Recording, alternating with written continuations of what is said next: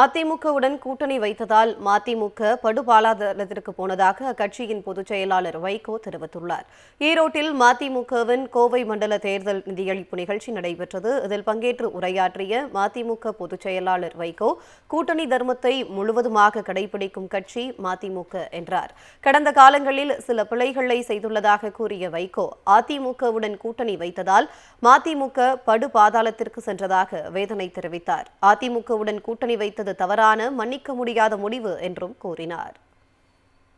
நாம் கடந்த காலத்தில் நான் சில பிழைகளை செய்திருக்கிறேன், அதை நான் ஒப்புக்கொள்கிறேன். என் நம்பகத்தன்மையை நானே நாசமாக்கிக் கொண்டேன். My credibility was totally destroyed. என்னுடைய அரசியல் வாழ்வின் நம்பகத்தன்மையை சுக்குநூறாகியது. எந்த அதிமுக பொதுச் செயலாளர் 19 மாதம் சிறையில் அடைத்தாரோ, அதே அதிமுகவோடு உடன்பாடு வைத்ததை போன்ற ஒரு பிழையான, தவறான, மன்னிக்க முடியாத ஒரு முடிவு.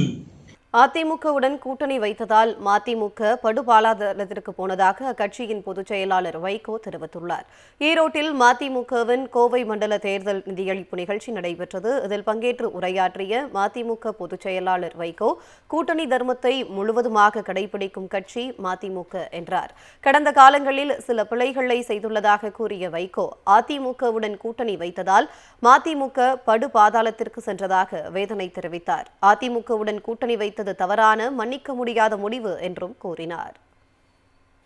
நாம் கடந்த காலத்தில் நான் சில பிழைகளை செய்திருக்கிறேன், அதை நான் ஒப்புக்கொள்கிறேன்.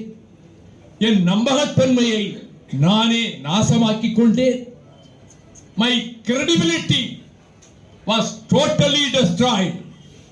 என்னுடைய அரசியல் வாழ்வின் நம்பகத்தன்மையை சுக்குநூறாகியது. எந்த அதிமுக பொதுச் செயலாளர் 19 மாதம் சிறையில் அடைத்தாரோ, அதே அதிமுகவோடு உடன்பாடு வைத்ததை போன்ற ஒரு பிழையான, தவறான, மன்னிக்க முடியாத ஒரு முடிவு